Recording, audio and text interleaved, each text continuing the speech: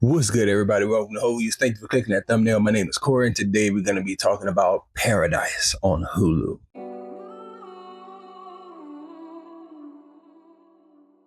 So I can say very strongly, without a doubt, that Paradise is the best show that I've watched in years. Season 2 has already been announced, and it really upset me. And that was because when I look at season 1, I thought to myself instantly, how can you craft another season as good and as well as this one is crafted? But by the time you get through that finale that I just got through, it's clear to me that these guys had 2 seasons at least in mind when they crafted this show. So I'm very happy to see things moving forward, even though when I got that 7th episode, I didn't think that there was a place for this to go into a whole nother season.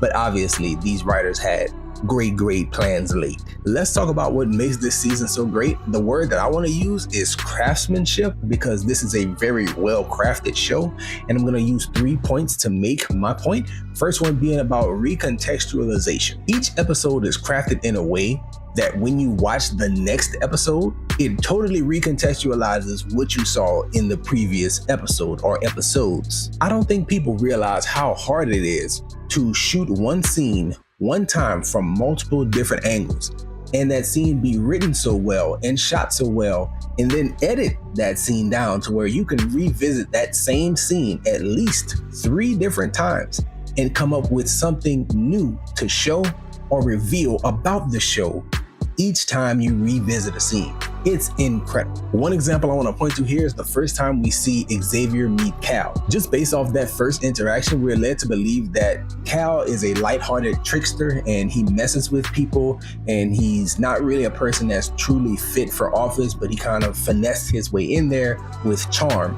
And that's true to a certain extent. But in the very next episode, we get to see 5 minutes before that meeting, and with that additional information, it makes the entire tone of the meeting change, and we realize that not necessarily everything Cal said was true. He did meet a person, and he did make someone sit on the floor. Like, Xavier's name was the first one on the list, and he was the first one in the office. But he uses his charm to disarm Xavier and kind of build a relationship just through the initial interview. Another example I want to use is the assassination attempt, recontextualizing things. We get to see Xavier take down the guy who tried to shoot the president. When the president addresses that situation, he says, "Oh, it was some nut job with a 3D printer." Well, if you watch all the way through and you've seen that finale, you realize as soon as the shop foreman gets let go from his job and the desperation that hits him, you can kind of connect the dots and say, oh, this guy is the guy who tried to take down the president. And we get to see that scene again and just get a little bit more of a visual of the shooter. And then bam, we think totally different about that scene, even though that scene was only shot one time, I'm sure, but just from multiple different angles. Another point I want to make about the show is that the show has no fat, meaning they don't waste any scenes, they don't waste any dialogue. Almost everything that you see, almost everything that you hear has significance. And that's hard to do. The one example I'll use when making this point is the cheese fries.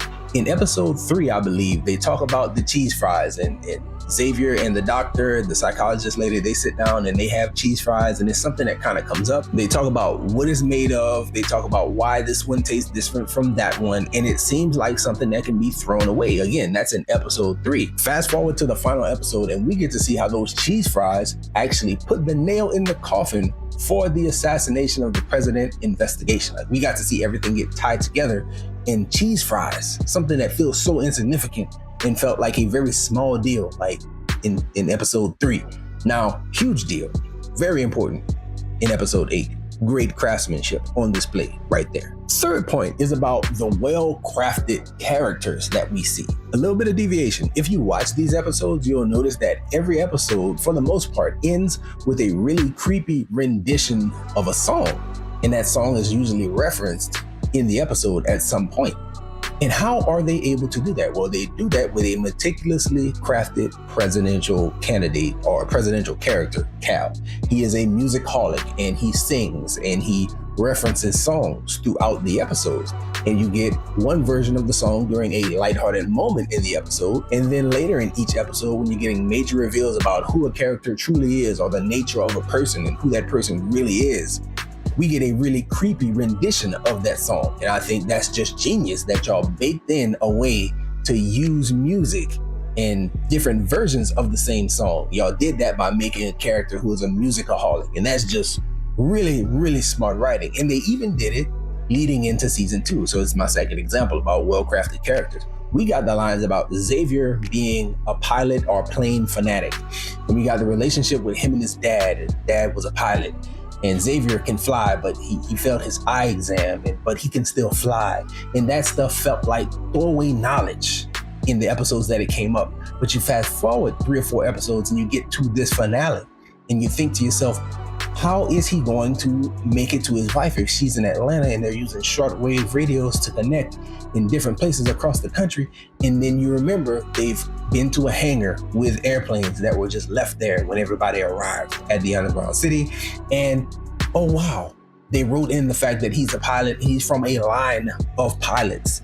And now the idea of him flying across the country and changing locations and giving you a brand new location for season 2 is very feasible, and it's not something that's a stretch of the imagination. You know, you crafted your character in a way that when we do this thing, you don't have to suspend your disbelief. You don't have to stretch to believe he's doing it. It's very feasible that he's doing it because we gave you all the information a while back. Great writing, great stuff. And that's what had me on edge about a season 2. But it's like, no, it makes perfect sense now. He can go there. He can go anywhere. We can take this show wherever we want to take this show with this character because he can fly. All he needs is gas. Amazing, amazing. So those are my thoughts on Paradise. I think it's probably the best show that I've watched since I'm thinking about Watchmen in 2019. That's the last time that I saw a show that had 8 episodes, very high level production. And as you watch it, you're trying to piece together the story. You're trying to figure out the time switches. You're trying to figure out how everything works together. And then at the end, all is revealed and it makes so much sense for what they were trying to do.